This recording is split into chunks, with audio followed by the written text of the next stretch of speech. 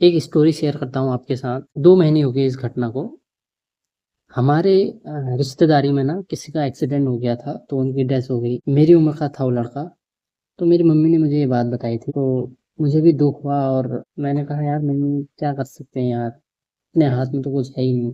तो फिर उसके बाद मम्मी मुझे समझाने लग गई कि यार अपना ध्यान रखना, बाहर मत जाना, रात-वात में गाड़ी-वाड़ी मत चलाना।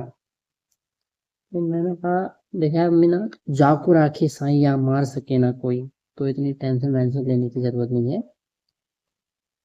अगर किसी को उसने मारना होगा ना तो वो घर से भी उठा ले जाएगा, तो इतनी टेंशन वेंशन लेने की बात नहीं है इसमें। कहने लगी फिर भी अपना ध्यान देना, रात में मत जाना। तो माँ है यार, अब कितना भी समझा लो नहीं समझती। तो फिर मैंने कहा मम्मी देख, मैं अपना ध्यान तो रखता ही हूँ, अगर फिर भी तेरा मन नहीं मान रहा है तो एक काम कर, घर माछे देवी थाना दिया जला दिए, तू मेरो नाम कई जा पाठ पढ़ा दिए।